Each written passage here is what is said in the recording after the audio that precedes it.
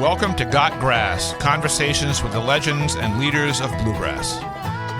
You've enjoyed live Bluegrass at Guitar Town CT concerts in Hampton, Connecticut since 2008. From Tony Rice, Rouse Stanley, and Doyle Lawson to Tim O'Brien, Sierra Hall, and Billy Strings. Now you can go behind the scenes as we chat with your favorite Bluegrass stars. I'm your podcast host, Chris Worth.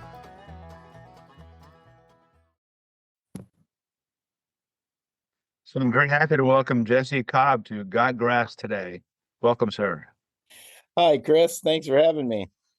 I know you're a busy man, and this is a non-musical question, but when you have a day off, where would we be likely to find you? I like to be away from people in the woods. You wouldn't find me. How about that? That's funny because from what little I know about you, that's kind of the answer I expected to hear. Yeah, you guessed it. So I know you've lived in a bunch of places in your life, a lot of places, and you now live in Victoria and Vancouver Island, British Columbia. How did you end up choosing to live there of all the places you could live or have lived? Well, that was basically due to a ring on my finger and a wife. When I met my wife in 2007, and in 2010 we got married, I spent a few years kind of trying to convince her that moving to Nashville was the right call for her, and she was having none of it. She had two children when we met, 6 and 3 years old daughters. Which I consider my daughters now. I've raised them most of their lives. And, we got to thinking about the schools and stuff like that and taking them out of, the great Pacific Northwest and moving to Nashville. She was just against it. And I couldn't convince her otherwise. And looking back on it, I'm glad we made that decision for the kids' sake, for sure, because growing up where they did, it's hard to beat. So was your wife Canadian? Yes, she is. Yeah. I don't think Canada would have me without getting married, just to be honest. Yeah, well, especially these days, I don't think they want too many Americans fleeing up there. No, it's definitely hasn't helped my chances. I remember I was a building restoration contractor my whole life. That was my career. And I was out in 87, out in Vancouver Island, Vancouver, Victoria. An unbelievable place. Unbelievable. I mean, the people, friendly people, and then the mountains, the water, the trees. It's just, I don't know. It seems like heaven on earth in a way to me. It's pretty magical. I mean, I've always said that, you can't beat the Pacific Northwest summers. It's like the most amazing thing. And I was born in Vancouver, Washington, and in my youth, a lot of it I don't remember, but I do remember some of it when I was really young. Like, we lived in the Pacific Northwest, and it's always kind of felt like home, all the trees, all the oxygen. And I don't know, maybe I'm just a low elevation guy. I don't know. There's just something about it that's always felt like, yes, this is the place I want to be. And yeah, I ended up back. I remember there's a hotel in Victoria that had beautiful gardens and would have like a high tea there in the afternoon. Is that would be the Empress Hotel? Yeah. We all went there because we thought it was a cool thing to do.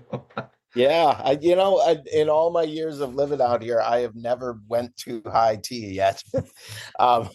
But like I say, I like to be out in the woods away from people. So good.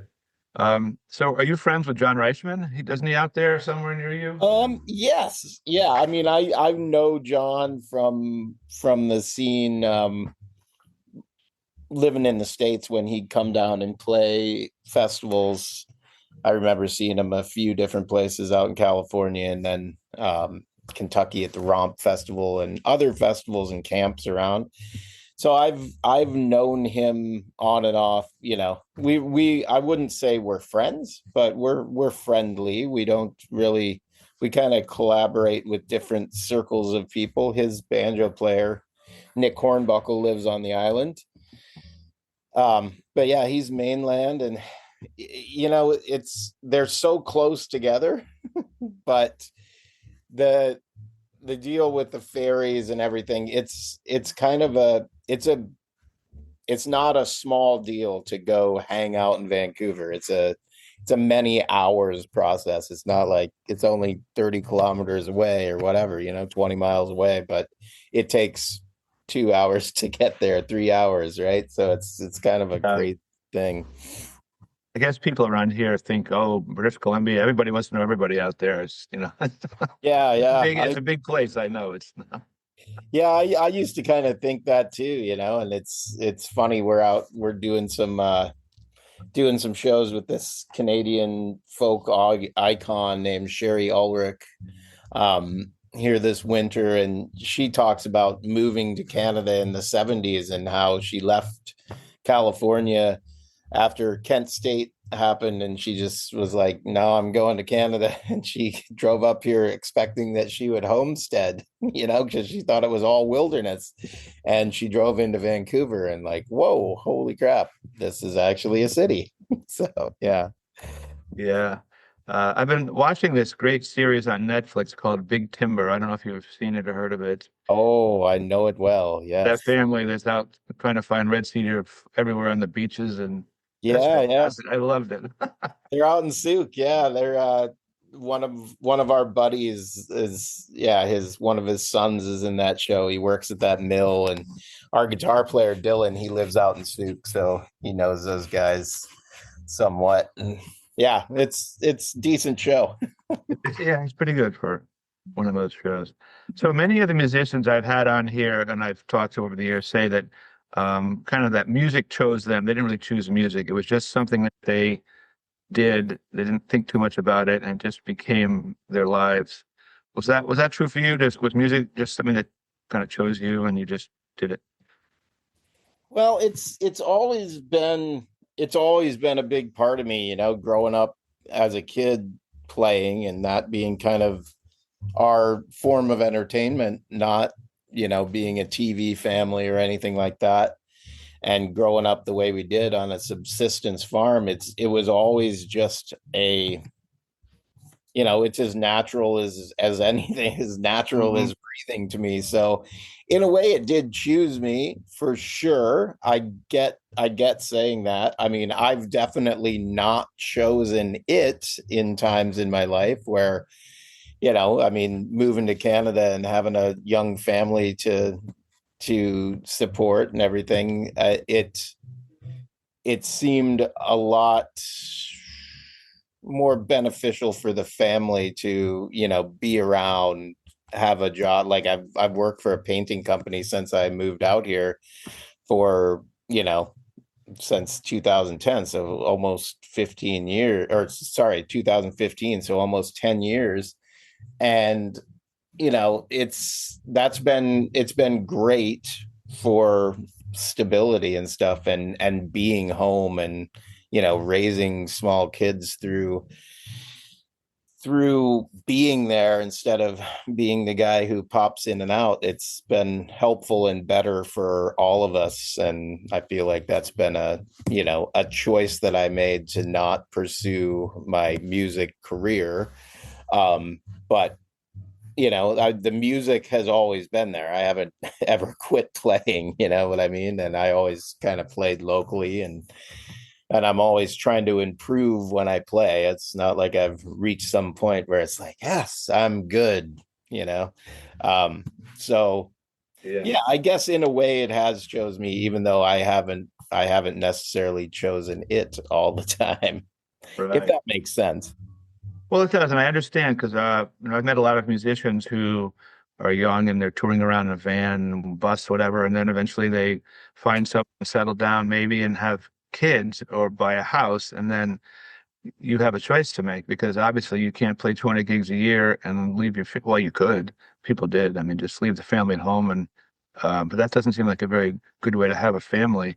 I mean, I'm with you. I wouldn't be able to do that. Certainly, I know kids are so important and so much a part of your life when you have them that can't imagine leaving them. that much. Yeah, it always seems a little. I mean, some people make it work, and then there are the Neil Youngs of the world who are just like, nope, my career comes first. That's it, and people know what they're getting. I guess it's all is fair in love and war, right? But I mean, for me, I couldn't really live in both of those worlds very well, Yeah, and serve them both to the best of my ability. So I had to yeah, choose one. yeah. So do you have a first memory of music? Like, do you remember as a kid hearing something and saying, "Well, that's pretty cool," or was it just always around you? I know you said you had a life that wasn't TV; it was family and stuff. So music was probably just being played a lot, right? Do you remember It early it sounds? was, yeah. I mean, I can't really recall like a first musical memory, but one when my brothers started playing with my dad, when my oldest brother started playing clawhammer banjo, and then my brother Shad started playing fiddle, like those are the things that kind of drove me to do it. I do remember my dad just always having a guitar around and banging on some old Hank Williams song or something, Mhm. just for his own pleasure, never thinking any kind of career wise about it. Um, but I think that would be my earliest memories of it, was him just playing around the house. So it was this natural progressive thing once my brothers started that, well, I guess I better do that too. Everybody's doing it.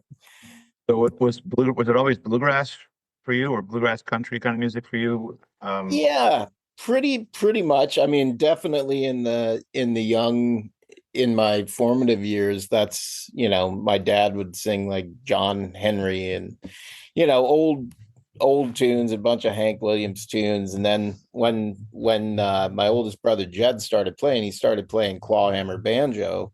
So of course, bunch of fiddle tunes, and my dad would scratch around on the fiddle. And then it was a lot of fiddle tunes before any kind of vocal stuff. Like I didn't really like bluegrass or country vocals. I didn't like the way they sang.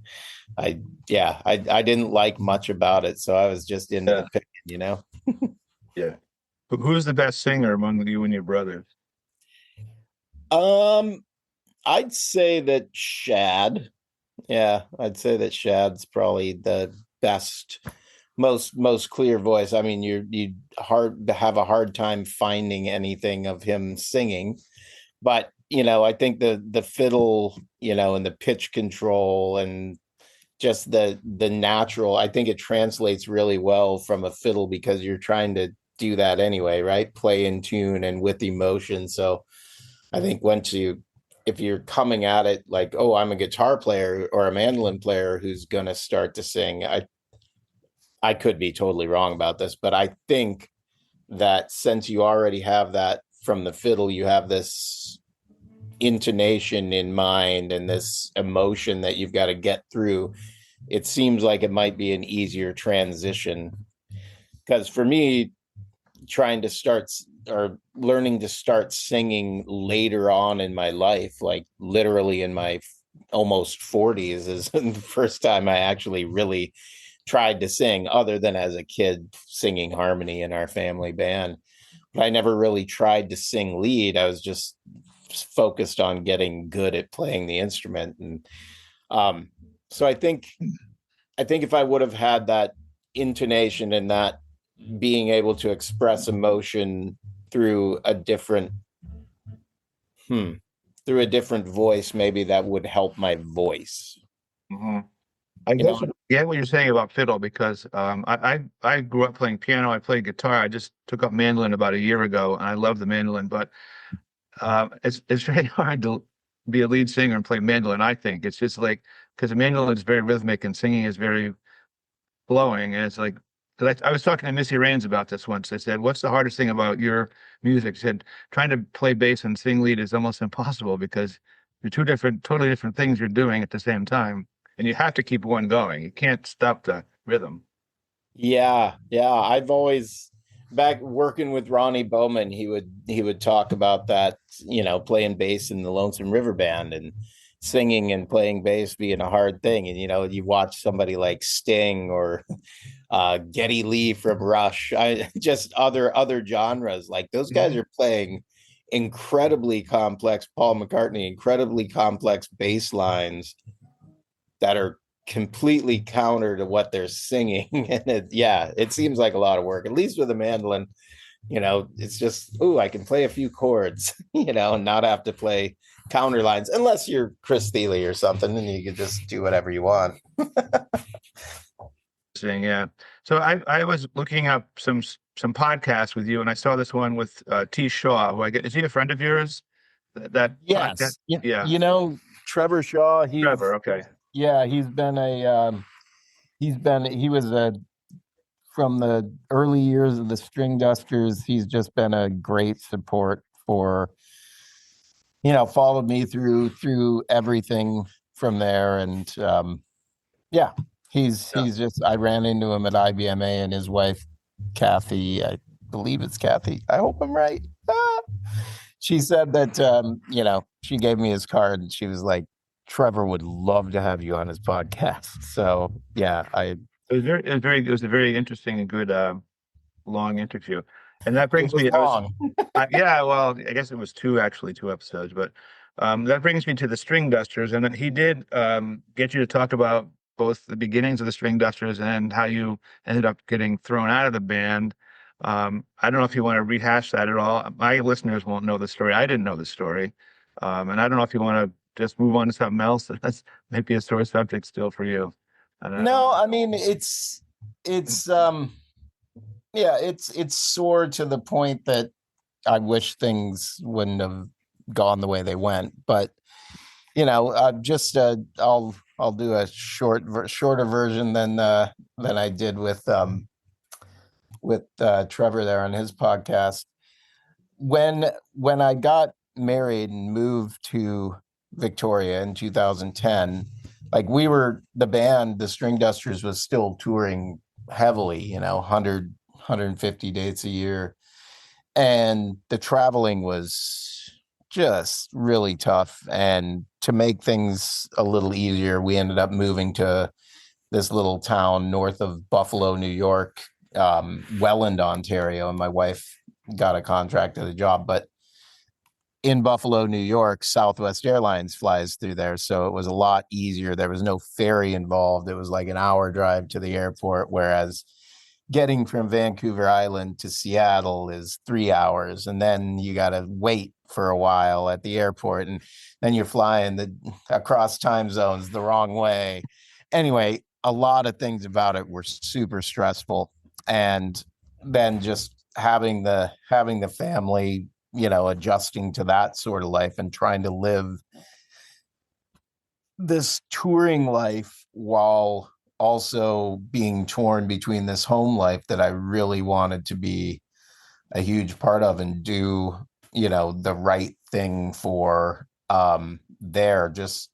It just created a lot of stress in my life that unfortunately came out in some pretty bad ways. The stress came out, just the internal fight inside of me for these things that, I really love the touring lifestyle and being out and being gone and playing shows and partying and having a great time. But I also really loved being at home, and I felt like I was kind of torn by these things all the time.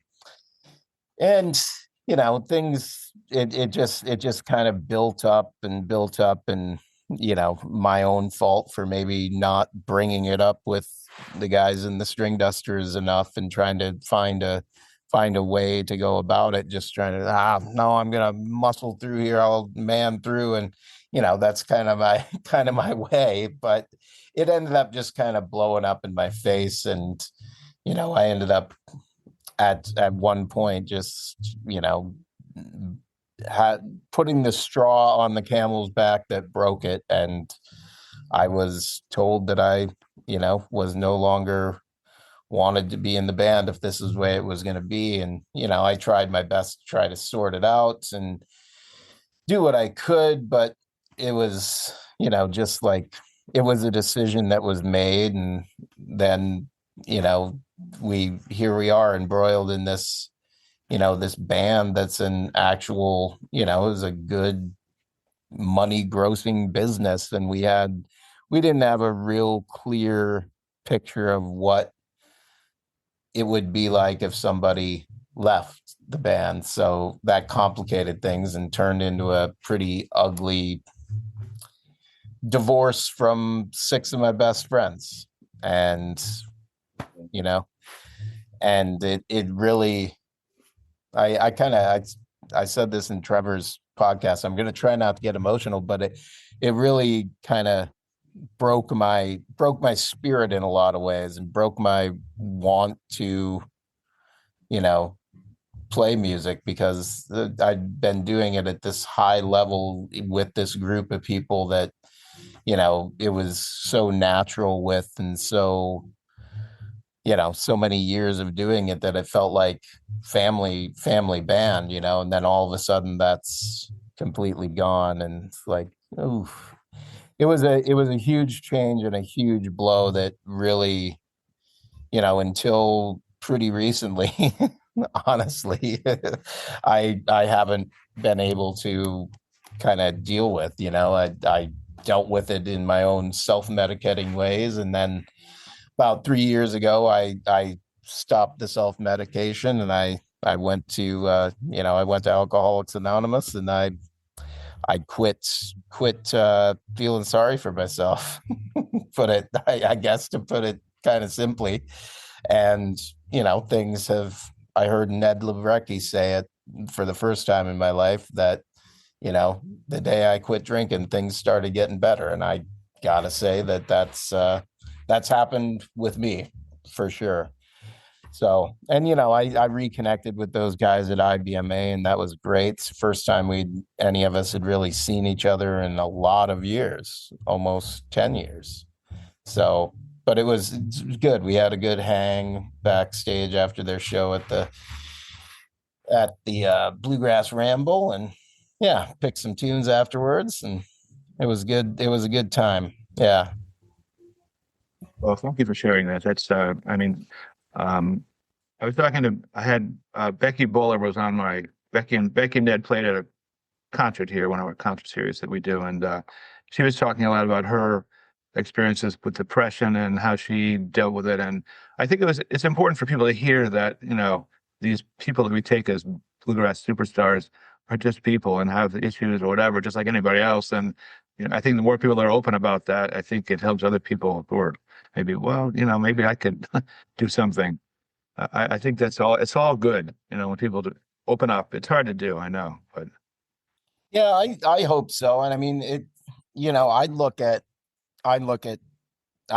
bring up Ned Lebrecki, which I saw him so briefly at IBMA, and I wanted to talk to him about this. But every year on his sobriety date, he posts this story, and it's not like, hey, look at me, I'm doing great. It's, hey, if you're struggling with something, this is what worked for me. If you want to talk about it, reach out, and I see that coming up year after year after year, and a guy know that you've got some problem, right? But you just want to kind of like, oh, I'll just, I'll do this and that'll fix it. This thing, this move, or doing this will fix that, and just kind of ignoring, kicking the can down the road. And it's like, tied to a string. You're trying to run away from it. It's following you.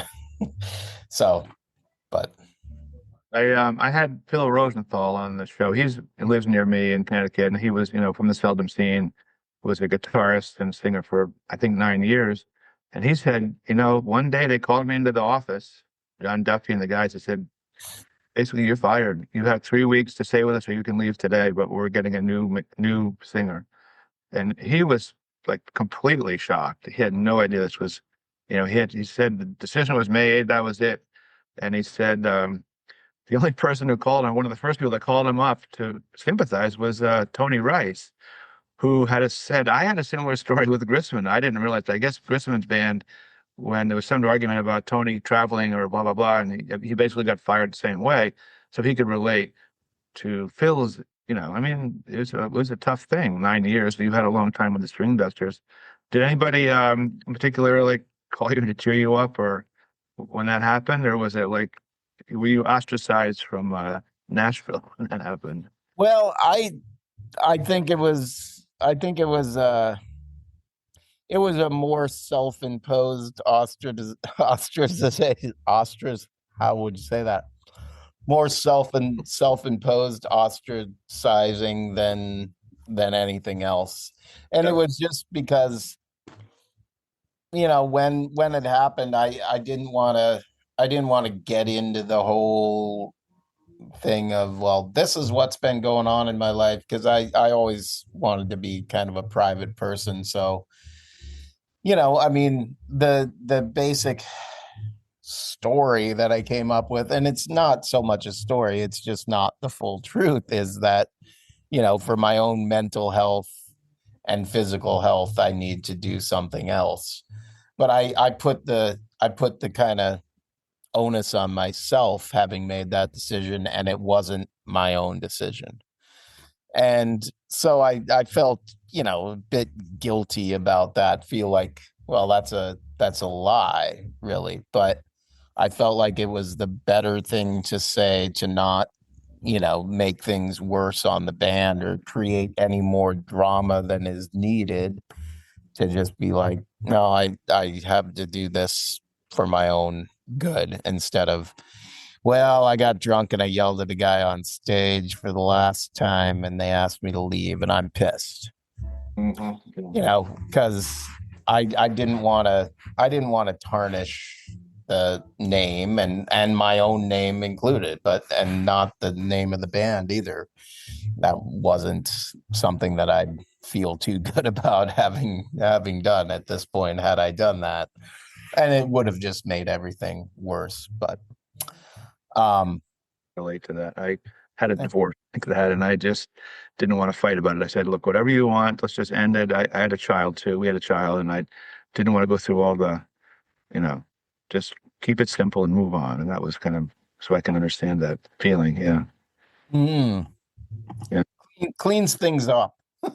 Yeah. Yeah. It was, one person that did continuously kind of reach out to me, Frank Sullivan, which he's been a great friend of mine for a lot of years. And, he reached out quite a few times, but the people that I was the closest to were the guys in the String Dusters. And because of all the legal reasons, nobody was reaching out, it's like, well, shit. I don't, yeah, it was hard to take. And I understand why, but it was hard to take, and it created a lot of, strong feelings. So to change the topic a little bit, so you've had a lot of different jobs in your life outside of music. I spent my career restoring antique buildings. So what was your most fun job outside of playing mandolin and bluegrass? I'd have to say that the thing that I enjoyed the most doing was working on railroad bridges for this company called Osmos Wood Preserving, which I didn't really work in the wood division. I worked in the concrete and steel division. But that job was pretty neat as far as a job goes. And it had a lot to do with my youth and stuff like that too. But, I was in my early to mid 20s and just traveling around from town to town. We'd go to Florida every March for, we'd be down at spring break in Florida working on railroad bridges, and then work across basically the southern states, all the way out to the West Coast most years. And it'd be it was hard work, running rivet busters and concrete jackhammers and, blowing concrete dust all over the place, and these tight timelines to get things done. It really kind of took a lot of focus, and there was a lot of pride in that. It was this really hard job that nobody wanted to do, dangerous, so it had this appeal to it. We got a 2-hour window, we got to jack up this 50-ton bridge and re-pour all these concrete seats, and that's it. And here's the timeline, go to town, and you just be out there doing all the prep work while trains are running over your head, sometimes like 3 or 4 feet above your head. You got walkboards underneath, and it was a lot of fun. To me at the time, it was a lot of fun. So were you at the time trying to be careful of your fingers? I mean, there's an opportunity to lose a hand easily in that kind of work, I know. Yeah, I wasn't being very careful with anything. You were just living the life. Yeah, I was about as redneck of a person as you could find, and I was one of those guys you'd probably fire at this point in your working career, but I always got the job done. Yeah. So before we move to talking about mandolins, which I want to do, I just want to briefly talk about hats, because you had a very distinctive look with a hat through a lot of your careers. I don't know if you still do, but you certainly had a certain style with that hat that you used to wear. I don't know if it's the same one. You used to change them a lot, but I think of you with that hat on, a hat on. I've gotten away from kind of are you thinking of like the little fedora type hat? Yes. Yeah, I've still got some of those, and I still wear them occasionally, but I've kind of just given up and started shaving my head. I started wearing hats because, I've got a bald spot, and then the bald spot grew into a hair spot. So, that was my main reasoning. I guess as I get older, it's just, shaved head's a fine look, but I still wear them occasionally. Yeah. And I wear ball caps, the less hair you have, the easier it is to burn your head too. But I know.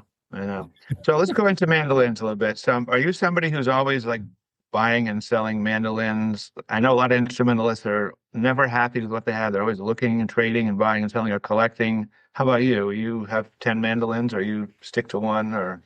No, I'm pretty much a one mandolin guy, and my reasoning for it is, I think that the more you play an instrument, the more you get in tune with an instrument that satisfies you, the more you can find in it, and the more ways you can find to get what it has in it out of it. So I'm always interested in playing other mandolins, and if I find one that's like, oh my gosh, this one's, I gotta have this, I will definitely do that. But I like the idea of being almost monogamous is that, no, what's the term? Just one wife. Yeah, maybe it is monogamous. Monogamous with the mandolin, it seems to me that when I do that, when I focus on like, I got to find out how to make this instrument sound the best, I get the best results out of that versus, I'm going to play this one today, or I'm going to play that one. And I think, I don't know, maybe it's mystical thinking, but I think that, I can hear this mandolin that I have now, this San Juan mandolin that I've had for a long time. I hear it within about an hour of playing it. I hear it just opening up, and it gives so much more. So I try to play a lot before the sound check, and get it really opened up and warmed up, because I find if I go into a sound check kind of cold and not having played the instrument, it's not really waking up. And then I get on stage, and I'm aware that I do this. I play harder in shows anyway, but I get up on stage, and it's like sometimes it just kind of blows me away that the volume and the power that this mandolin has. So I try to get that waking up thing happening before doing a sound check, so I don't get accused of sandbagging a sound check. It's interesting. I've never heard that perspective put so well, and I think you're right. A lot of musicians think, well, I want to play a little differently. I need another guitar. I need, it'll make me sound better or whatever, faster or more melodic. But I remember hearing, I grew up listening to swing jazz, and I remember hearing Teddy Wilson, the great piano player for Benny Goodman, at a tacky bar in a local town in Connecticut, playing an old upright piano. And as soon as he hit one note, it's like, yep, that's Teddy Wilson. He didn't need a Steinway. He just, he brought himself with the instrument, and that was it. Didn't matter what he played, it was going to sound like him. And I love that idea, because I know a lot of guitar players are like buying and selling Martins left and right, and they have 20 and they're selling 4 and buying 8 more and trying to find the perfect whatever. But I like your approach. They might know something that I don't either, or two. But to me, it just I took a lot from. I heard. I don't know whether this is true or not, but community that listens to your podcast will probably know who David Greer is, and probably know something about David Greer and David Greer's ways. But I heard a story about David Greer being asked at a guitar workshop one time, hey David, I was just wondering, I'm having a trouble with my tone. I just feel like there's something better. What kind of pick do you use? And it was maybe the 4th pick question that he got that day. And his response was, don't matter. Don't matter. Person was like, what do you mean? What do you mean don't matter? Well, don't matter.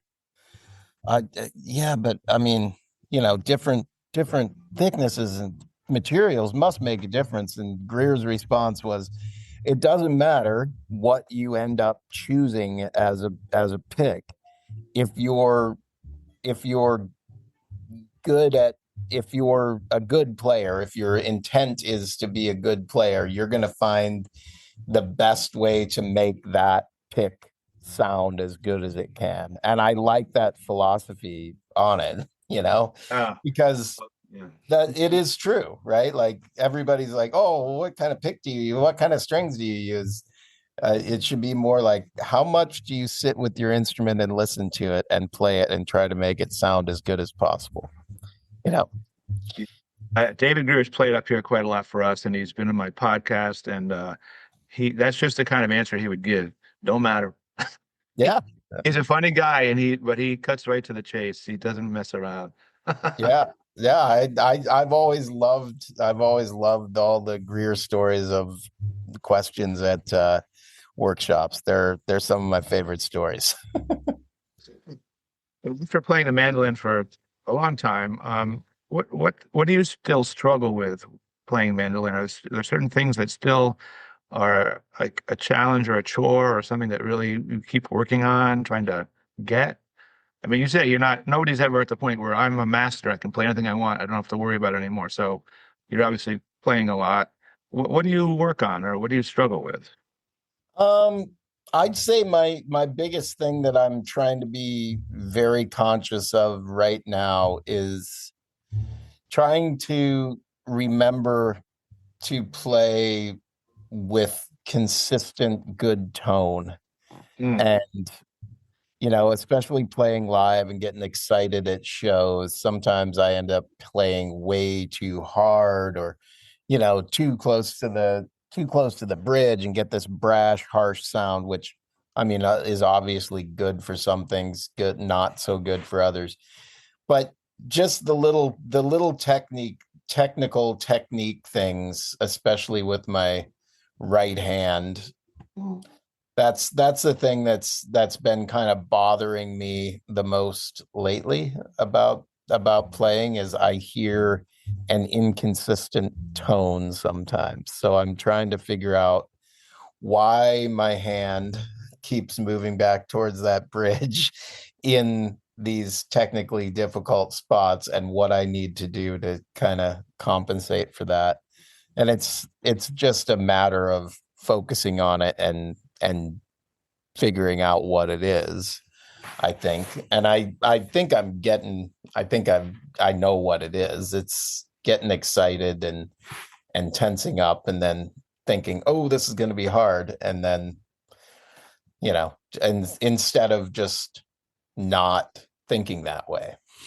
So it's more of a mental thing than anything else, because when I sit around and I play by myself, I'm able to do that.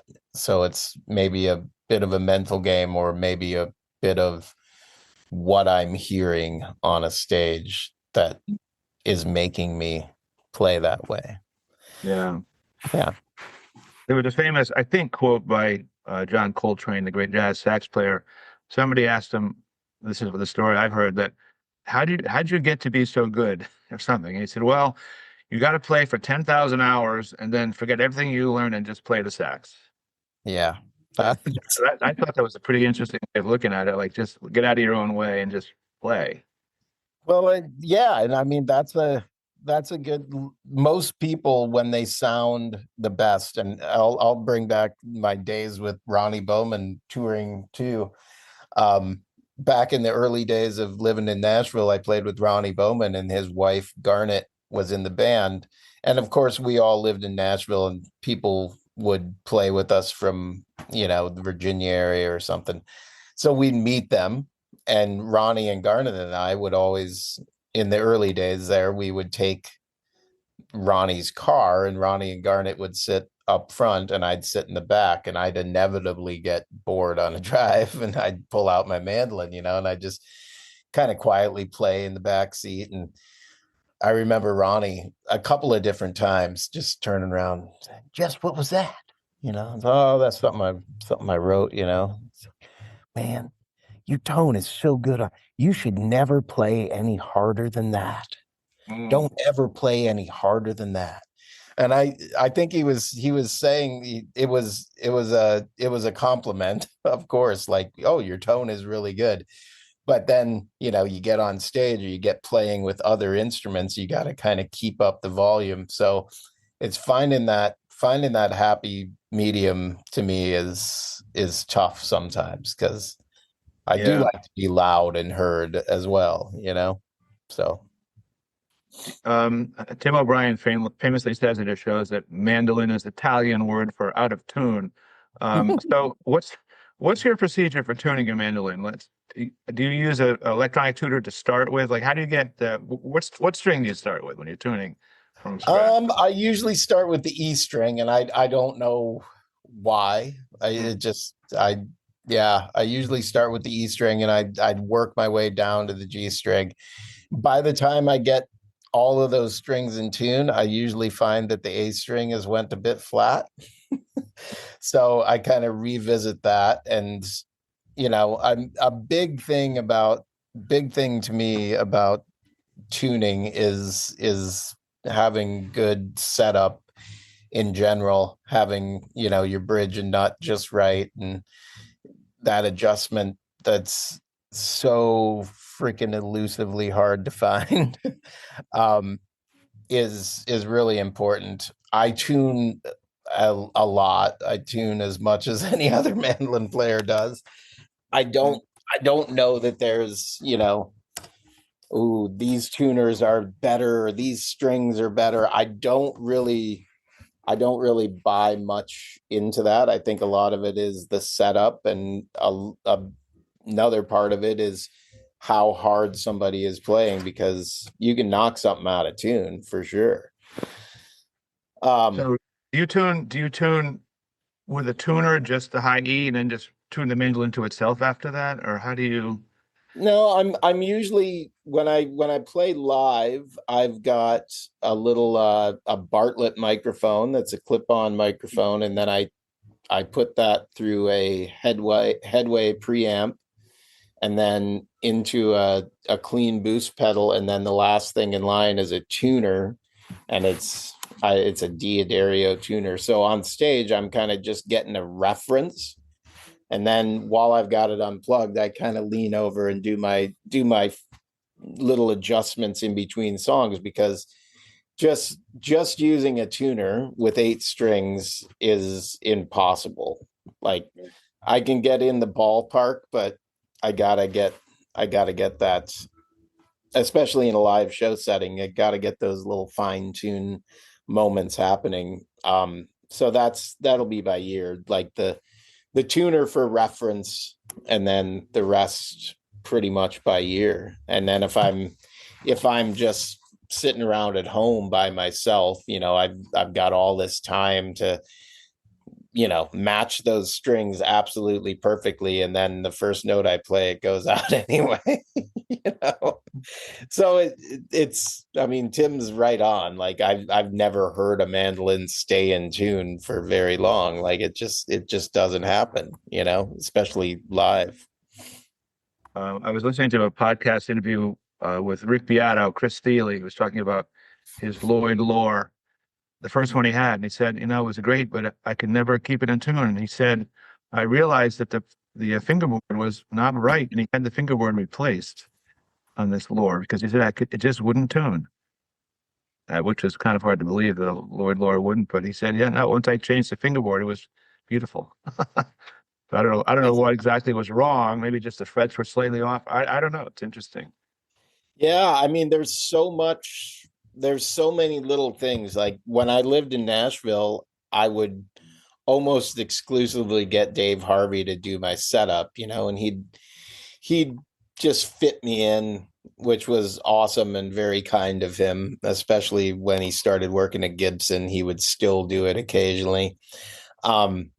I haven't really found a guy, Michael Hayden's up here in BC, and I need to go see him because I think he would be that guy. I know that's who John Reichman goes to, but I've got a guy locally on the island, a luthier that plays mandolin in a local bluegrass band who does, fret dresses, and he'll do a really decent setup, but it's kind of missing that. Like I've dropped even cheap mandolins off to Dave Harvey and been like, what can you do with this? And I go pick it up. It's like, what in the heck did you do? This thing's awesome. But I haven't found that guy in BC yet. So I've been just kind of getting by, I should just learn to do this stuff by myself, I guess. Yeah, it's kind of scary though, because you don't want to make it worse. Exactly. And you don't want to be going and replacing fingerboards on Lloyd Lores unless you're saving that old one. Well, he said I did save it. Yeah. Yes.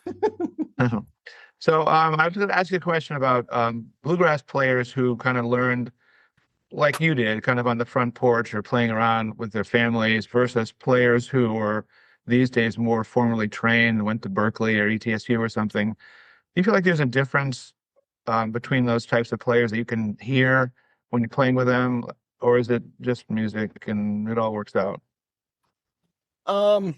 Boy, that's a loaded question, Chris. I know. I'm not trying to pin you down. I just was curious if there's something that people think about or talk about, or if you can play, you can play, and that's it.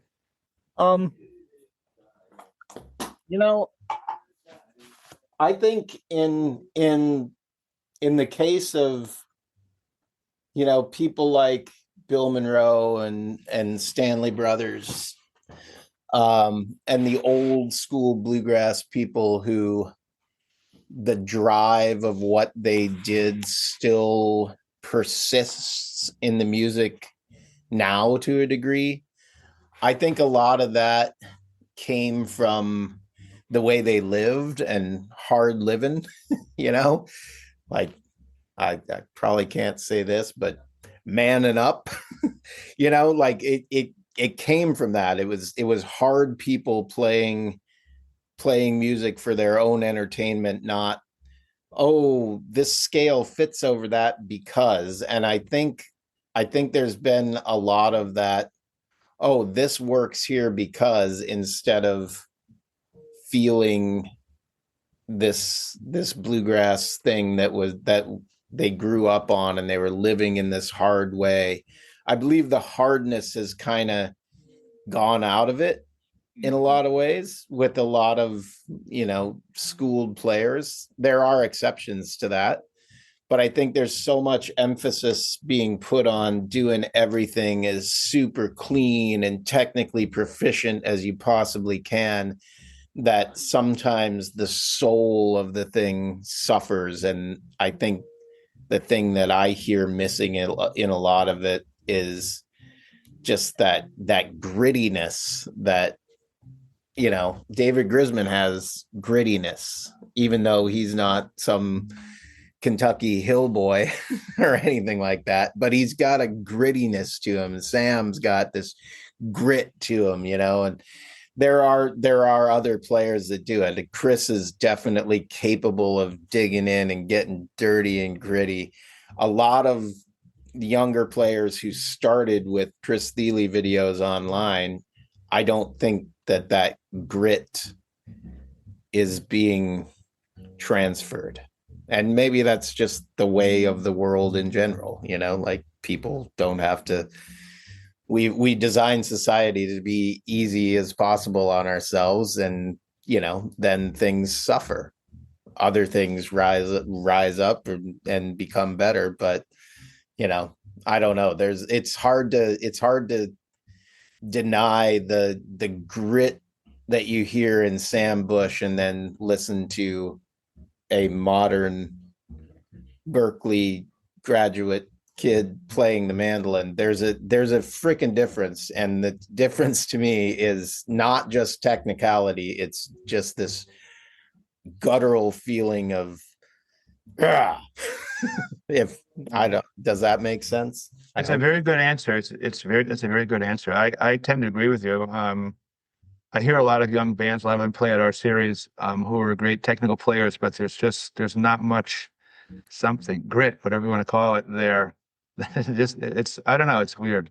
And maybe you're right. I mean, partly this technology of our culture, because most kids growing up are not that gritty now. It's not that kind of a life anymore for most people. Yeah, I mean, I just discovered, maybe it was 2 or 3 years ago, I just discovered that you can take any video in the world and privately upload it to YouTube and slow it down to 25% speed and learn things. Like, I didn't know that until 3 years ago. There's kids in their 20s that have been doing that their whole lives.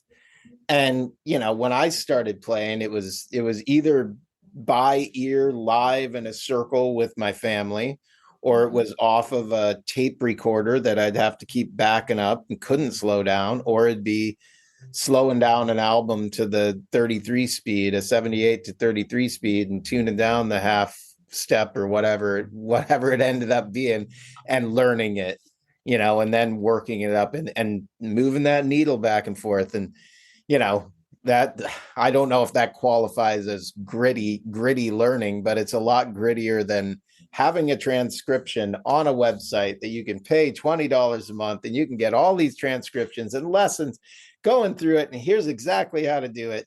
It takes the work out of it. And I think it takes kind of the grittiness out of it in the same way. Yeah. It's funny because I just learned that YouTube slowdown thing within the last year. I never heard about it. I've been teaching these bluegrass classes in music school here and learning the mandolin a little bit. And somebody said, "Oh, you can slow anything down without changing the pitch." I said, "What?" Yeah, I never knew. So it's a whole new world with that. Yeah, that giant steps became a lot easier. Yeah. So, would you have any advice for a young musician who wants to be a professional bluegrasser based on your experiences? Like, what would you tell them? Like, Move ask them to do? Move to Nashville as soon as you possibly can. Mm-hmm. That's what I would say. That's what I tell everybody that I run into out here when I go out playing live shows and people ask me what I should do. And I say that not because Nashville is a cool place, not because Nashville is cheap, but because when I moved to Nashville in 2000, when I moved there, I was immediately surrounded by musicians who were heads and tails above me. Like, I was going to picking parties and in walks Ronnie McCurry, and here's, Sam's going to pop in a few hours or something, like, and then all the people that you don't even know about. Like, I met Frank Sullivan in in Nashville. He moved there for the same thing, because you want to surround yourself by people that will challenge you.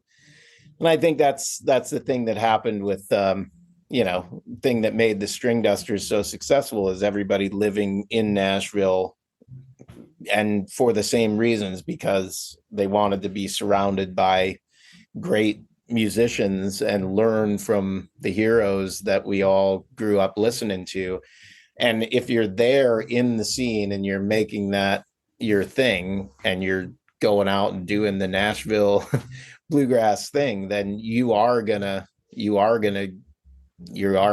run into these people. Like, when I moved to Nashville, I got invited to, it started with like calls when Ronnie McCoury didn't want to do the sideband gigs, and then Mike Compton didn't want to do the sideman gigs, and then I get a call because I knew Terry Eldridge from my brother Shad, the Osborne brothers, and then I knew him from playing Little, and Dierks Bentley was around doing the bluegrass thing, and Rob McCoury was playing banjo, and like all these people that are surrounded by all these other people on this other tier, like they're all there, and it just pushes you to either get better or give up. So I would say, if you're serious about playing bluegrass and you want to learn to play bluegrass, then that part of the country, being so central to Virginia and North Carolina and East Tennessee, where all of those people who actually still have the grittiness playing that music it transfers even into that safe little Nashville type lifestyle. Those people are coming there too, so you get to be around them. Mm-hmm. So the impetus behind this, you being on the podcast, was really to push your band's music. We haven't really gotten to that yet. The Unfaithful Servants. And the name, when I heard the name, I said, "Whoa, that reminds me of that great song by the band, Unfaithful Servant," which is what I grew up listening to. That was one of my favorite bands growing up, was the band. So do you want to talk about that band and the music you're doing, and because since that's really what got this started? Yeah. Well, the Unfaithful Servants have been an ongoing thing since about 2017, and kind of started with Dylan Stone and I, our guitar player, who is the guy who named the band, who is an absolute band fan freak, the band. Mm-hmm. He's like one of their biggest fans. It sounds like you guys have some things in common there. I never really listened to the band that much. My biggest exposure to the band was The Last Waltz, and now I go back and I find all this other band music. I'm like, holy crap, those guys, they can play. Because The Last Waltz was so sloppy, and just like, anyway, it was just something that I never really paid much attention to. But Dylan hired me when I first moved here to make an album with him and a couple other guys here in town, Richard Moody and Oliver Swain. And he called it Dylan Stone and the Unfaithful Servants. And we started playing a few little gigs around. And when we decided to make it an actual band, we recruited Miriam Sonston, this fiddle player from in town. And we went through a few different bass players, but longer stint in the earlier days was a guy named Alex Rempel. And where'd you go? Uh-oh. Sorry, I lost your face here somehow. Just to be here and see you. There we go. Okay.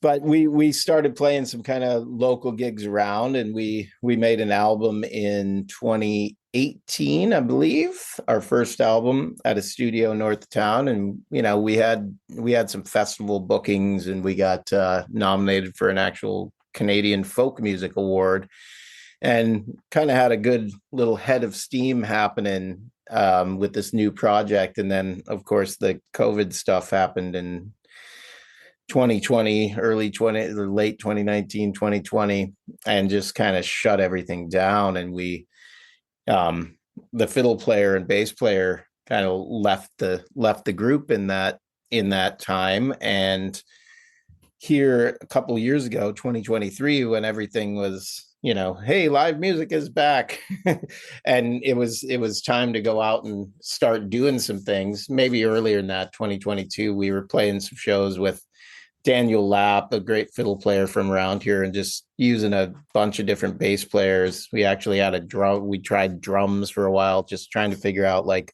what are we going to do without the fiddle player? Because it was all kind of built around this mandolin fiddle interplay, which was intentional because the fiddle player, original fiddle player Miriam, didn't really improvise too much. So I ended up writing all these parts that we could play together and make things interesting. And then we'd have like consistent show pieces, so to speak.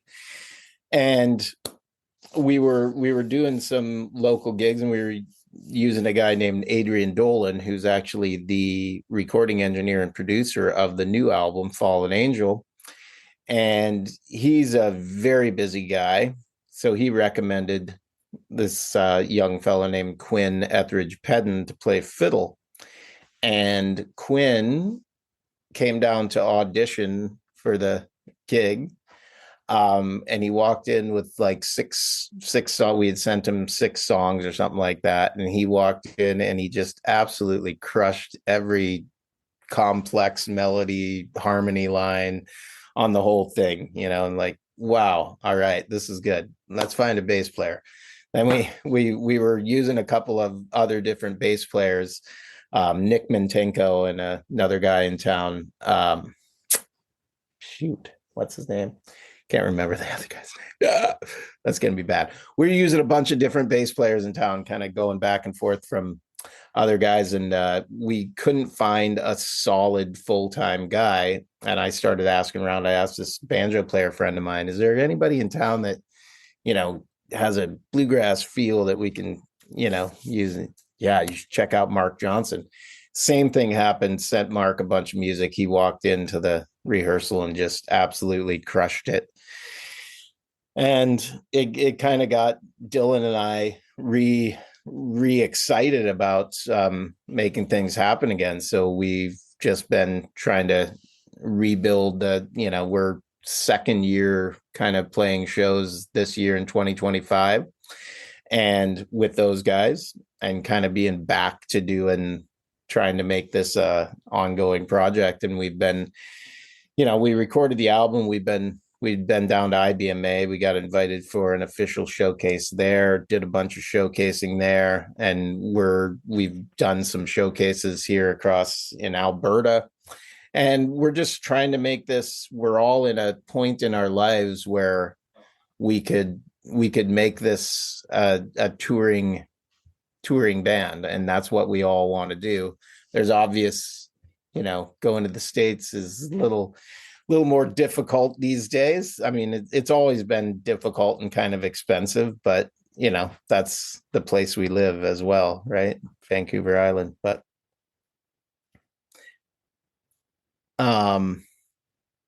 talk more about the band. Let's see. Well, so you're planning to tour in the US like nationally in the US at some point if it works out? We would like to, yes. Yeah, we would like to. It's kind of just a matter of finding those finding the things that make sense to get the visa to go.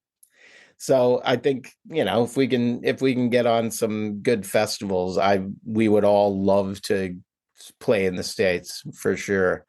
It's just a matter of getting some festivals to put us on, and I think we can do that.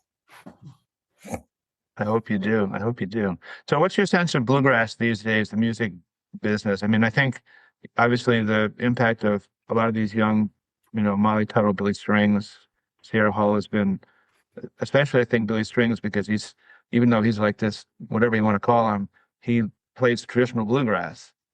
He really is beholden to Doc Watson and all that stuff.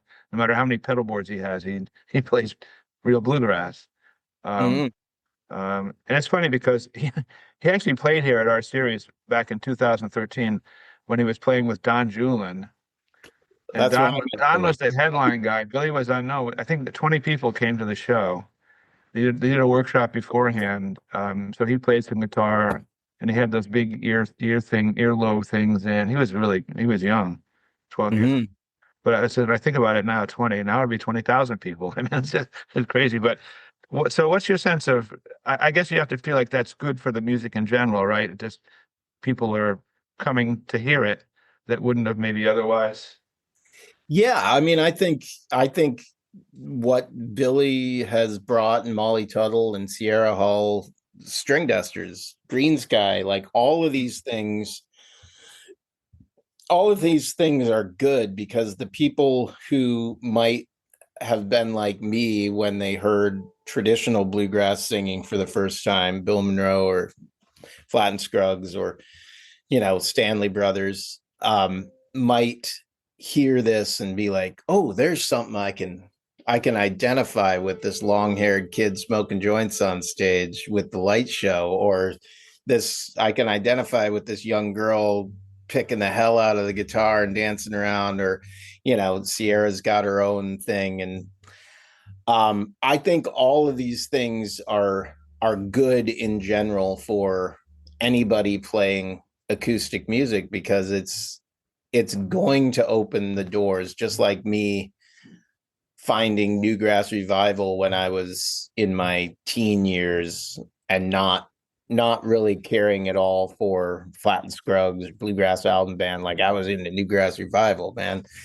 Like, it eventually led me, as I listened to more and more Newgrass Revival and got more and more into Sam Bush, and then found out how influenced he was by Bill Monroe, and then seeing for myself how that translates. That's great. It's great to have guys like Billy Strings out there playing more bluegrass than most of the really successful jam bands to more people. I look at, every once in a while Billy's set lists come up on social media, and then a Green Sky set list will come up too. While I admire Green Sky for playing 99% original music, Billy's still playing a good percentage of original music, but he's also doing this thing where he pays this complete homage, and I believe it's heartfelt, like it's honest, came by honestly, I believe. Sure seems that way to me from what I know about Billy. I think that's just a great thing for anybody playing music. As much as it might be hard to try to tour in the States right now with Billy, you got to watch where he's going, of course, if you're in one of these bands, and try to figure out how you're going to attract a tenth of his audience to come to your show or something. But I think him out there doing it is better than him not doing it. You know what I mean? It's drawing attention to anybody playing acoustic guitar or playing that has a banjo on stage. Like, of course you'll get the, oh man, is that a Billy Strings song? And but you're gonna have that with everybody. I mean, people hear that, that's one thing bluegrass is great at, like recycling songs, right? I think Ashby Frank's latest release is a cover. I mean, that's what a lot of bluegrass is cover songs, and they're good songs. It's nice to hear people doing new versions of them, but it's great to see younger people getting into bluegrass. And I think that's Del McCurry's always been great and forward thinking about attracting that crowd and getting that crowd into what he does. And I think a lot of traditional purist type bluegrass people they want it to stay like the 1930s or 40s, and that's a silly way of thinking. That's like saying rock and roll is Carl Perkins or Elvis Presley, and that's when rock and roll was the best. And I mean, it's kind of asinine, because then you miss out on so many good things. That's always kind of been my drawback with the bluegrass crowd, is that they're kind of stuck in this this one little picture of time, and Bill Monroe wasn't stuck there, and the Stanley Brothers and Flatt and Scruggs, they weren't stuck there. They were moving things ahead. They weren't stuck in this little box. And I don't know how you can't see it, but I think some people still don't see it. They just want to live in that time forever. And I think having somebody out doing what Billy's doing, playing full on electric shows and doing the one mic 4-5 part harmonies, that's just great for everybody. So if you could have sat down and played music with anybody in history just for a couple hours on the couch, anybody that comes to mind that you would have just loved to sat down with? Man, that's a great question. I think it would have been really cool to play with Django Reinhardt and see how he did what he did with this. That would have been just kind of mind-boggling to me. That's off the top of my head. I was just, as I sat and think about that, I think that'd be really, really cool, because that guy just pulled off, talk about grit, There's a guy who he did what is seemingly impossible in impossible odds, and did it with panache and timing and tone and all the things that make music great. He did that with less fingers than most people have, So I think that would have been a really cool person to play with. I probably should have said a mandolin player, but that was your first thought, so that's probably the truest one. Yeah. And it's funny because he's one of those guys that as soon as you hear him, you know who it is. To me, that's the ultimate tribute to a musician, is when they play 3 notes and you know who it is. Because so many players, they sound kind of alike and they're all good. And you hear somebody say, yeah, that's Tony Rice, that's Django Reinhardt, that's John Coltrane. It's like, yeah, that's what what you're striving for, to be yourself. I think that's the point of it, right? Like, I don't think the point of playing an instrument or playing music is to be technically proficient more than anybody else is. I think the goal is to be technically proficient as much as you need to be to get what you hear in here and feel in here in your head and heart out through your instrument, and that's when I watch somebody who's as masterful as Chris Thile or Stuart Duncan, or, let's just stick with Chris Thile because there's really no comparing. But when you watch Chris Thile do his thing, there is no question about what Chris Thile is or is doing. He is a musician who happens to play the mandolin,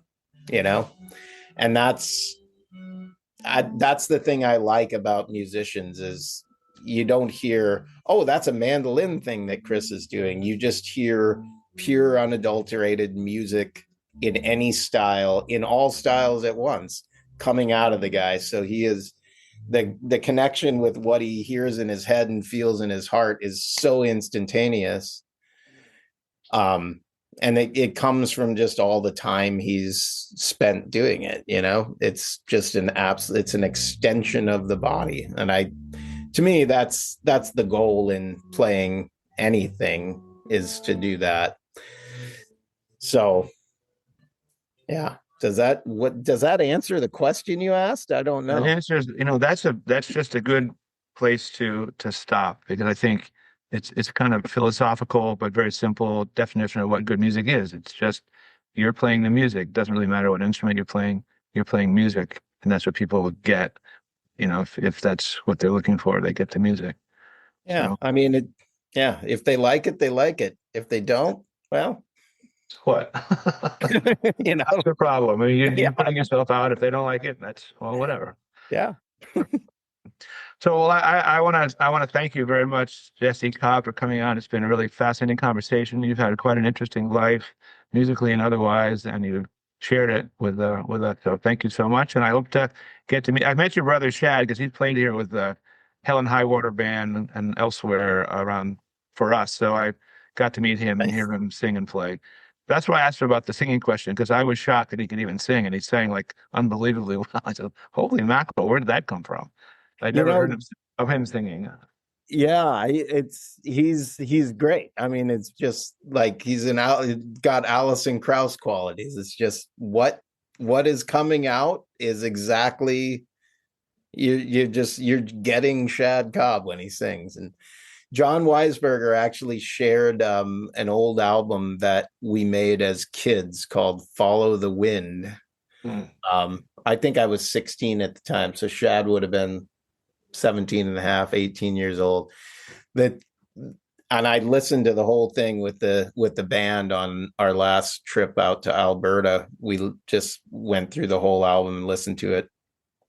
And the thing that kind of shocked me about it was how good Shad sang, even at 17. And I completely forgotten, because he just spent so much time playing fiddle, right, and other instruments and just getting proficient on those, that I'd forgotten that, holy crap, his voice was just great, and I was listening to these things, and even the harmony vocals, I was like, wow, I used to think we actually sucked at that, but we're actually pretty good, but we were so hard on ourselves because we were so proficient on our instruments that it was like, the singing thing. No, I just want to learn that Mark O'Connor solo or that new Sam Bush thing, and singing was always just kind of a back in the background thought for me, and it seemed for all of us, but for Shad, it just came naturally.